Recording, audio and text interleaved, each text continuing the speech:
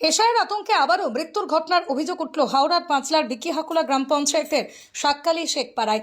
পরিবার সূত্রে জানা গেছে, বিকিহাকুলার শেখপাড়ায় 232 নম্বর বুথের বাসিন্দা 55 বছর বয়সী শেখ আজাদ আলীর 3 ছেলে ও 1 মেয়েকে বৃহস্পতিবার পাঁচলা বিডিও অফিসে এশায়ের হিয়ারিংয়ের জন্য ডাক পায়।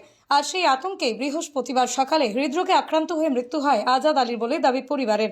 এদিকে পরিবারের আরও অভিযোগ, মৃত শেখ আজাদ আলীকেও গত কয়েকদিন আগে ফোন মারফত এশায়ের হিয়ারিংয়ের কথা জানানো হয়, তবে তার অন্য নোটিশ আসেনি। তবে পরিবারের বাকি সদস্যদের এশায়ের হিয়ারিং ডাকার কারণেই তার এমন পরিণতি বলেই দাবি পরিবারের। অন্যদিকে শেখ আজাদ আলীর মৃত্যু নিয়ে পাঁচলার বিধায়ক গুলশান মল্লিক বলেন, নির্বাচন কমিশনের খামখেয়ালির জন্যই পাঁচলায় ঘটল এমন মর্মান্তিক ঘটনা, খুবই দুঃখজনক। এর দায় নির্বাচন কমিশনের। অন্যদিকে পাঁচলা পঞ্চায়েত সমিতির সভাপতি ডক্টর আবু বক্কর মল্লিক বলেন, ঘটনা শুনেছি, এই ঘটনা খুবই দুঃখজনক, তার মৃত্যুর দায় নিতে হবে কমিশনকে। এদিকে তিনি বলেন, এটা শুধু আজাদ আলীর ক্ষেত্রে, তিনি হাজার হাজার মানুষকে হিয়ারিং এর নামে অহেতুক হয়রানি করতে নির্বাচন কমিশন, যা অবিলম্বে বন্ধ হওয়া উচিত। সম্পূর্ণ পরিকল্পনা ছাড়াই কাজ করে চলেছে নির্বাচন কমিশন। বাবা মারা গেল কেন? গত 4 দিন আগে নোটিশ এসেছিল আমাদের এক বোন, এসআইআর এর নোটিশ এসেছিল তিন ভাইয়ের এক বোনের। তো আমার বাবা চিন্তা করছিল খুবই। 3 ভাইয়ের নাম শেখ আনসারুল, শেখ মিনসারুল, শেখ আনাসুর, আর মহিলাটার নাম, বোনের নামটা মামনি খাতুন। আব্বার নাম শেখ আজাদ আলী। তারপরে এরকম এসআইআর এর নোটিশ এসছে, বাবা অনেক চিন্তা করে, ছেলেদের নোটিশ এসছে কি হবে না হবে, এরকম করতে করতে বাবা অসুস্থ হয়ে যায়। 4 দিন আগে আমাদের নোটিশ এসছে, সেই থেকে অসুস্থ হয়ে গেছে।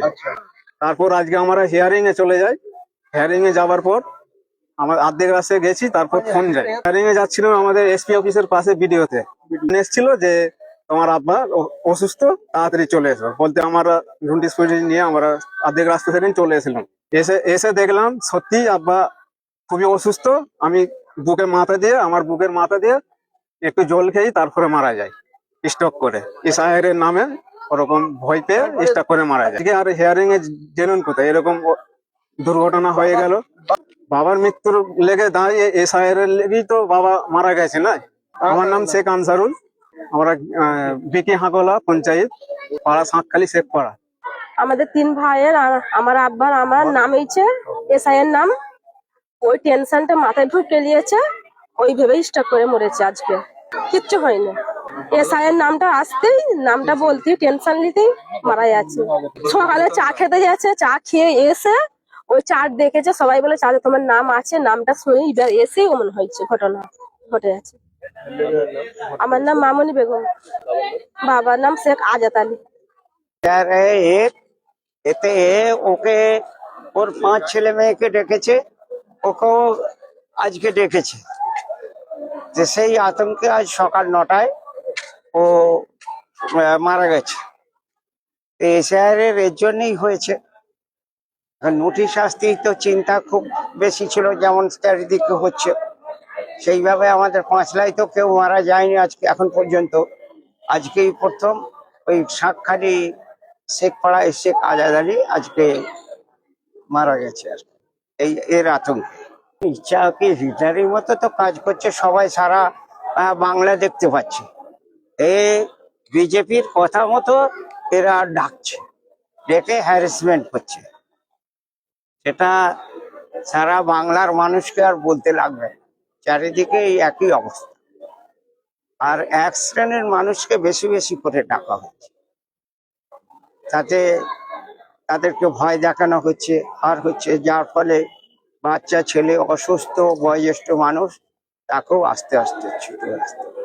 হ্যাঁ, আমরা এটা শুনেছি যে শেখ আজাদ নামে এক ব্যক্তি মারা গেছে সকালে আজকে 9টার সময়, যেটা তার পরিবারের যত মেম্বার ছিলেন সকলের নামে স্যারের যে নোটিশ করেছিলেন, সেই নোটিশে চাপ না নিতে পেরে তার বাড়ির পরিবারের লোক যেটা দাবি করছে, এই চাপের জন্য টেনশনে আজকে উনি পরলোক গমন করলেন। খুবই দুঃখের বিষয়, আফসোসের বিষয়। একটা স্বাধীন ভারতবর্ষে একটা সাংবিধানিক পদ্ধতিতে সবকিছু যে চলে দেশ, আজকে সেই স্বাধীন ভারতবর্ষে এমন একটা চক্রান্ত করা হচ্ছে, না সংবিধান মানা হচ্ছে, না মানুষের রায়। মানুষের ওপর তো আর কেউ নয়। আজকে কত লোক মানে কনস্টিটিউশনের উপর ভিত্তি করে আনকনস্টিটিউশন কাজ হচ্ছে, কোনো পদ্ধতি নেই। প্রত্যেক দিন চেঞ্জেস, প্রত্যেকদিন নতুন নতুন ফরমাদার, এবং সুপ্রিম কোর্টকে বাধ্য হয়ে বলতে হচ্ছে যে অ্যাডমিট কার্ড চলবে। তার মানে এটা বুঝতে হবে যে নির্বাচন কমিশনের কত, এখানে একটা এত বড় একটা নির্বাচন ভারত গণতান্ত্রিক দেশে দক্ষতার সঙ্গে যে কাজ হবে সেই দক্ষতার একদম জিরো। মানে এটা আমাদের লজ্জা লাগে বলতে যে এত বড় দেশে এত গণতান্ত্রিক সুন্দর পদ্ধতিতে এত ভালো জায়গা থেকে আমরা দেশ আজকে সবকিছুই অগণতান্ত্রিক পদ্ধতিতে কাজ চলছে। এটা দুঃখের বিষয়। বিষয়টা স্পিচলেস, মানে মানে আমাদের কাছে ভাষা নেই। কেন ডাকছে তার কোনো কারণ নেই, শুধুমাত্র জয়াকে একটা লজিক্যালি ডিসক্রিপেন্সি দিয়ে দিল এই কারণে। ডেকে সবাইকে ডেকে নিতে পারতেন, কি দরকার ছিল কাগজ। আচ্ছা, আমি একটা কোশ্চেন করি নির্বাচন কমিশনের, আপনি যে যে ডকুমেন্ট গুলো চাইলেন সেই ডকুমেন্ট দেওয়ার দায়িত্ব তো আমাদের গভর্নমেন্টের ছিল, যে তার কাছে এই ডকুমেন্ট পৌঁছে দেওয়া। না জন্ম সার্টিফিকেটের কোনো কিছু আপনি পদ্ধতি করলেন না, ঠিকঠাক পদ্ধতি। আজকে আধার কার্ড বানাতে গেলে কত রকম হ্যারাস হতে হয়, আর আপনি তার কাছে 13টা ডকুমেন্ট চাইলেন।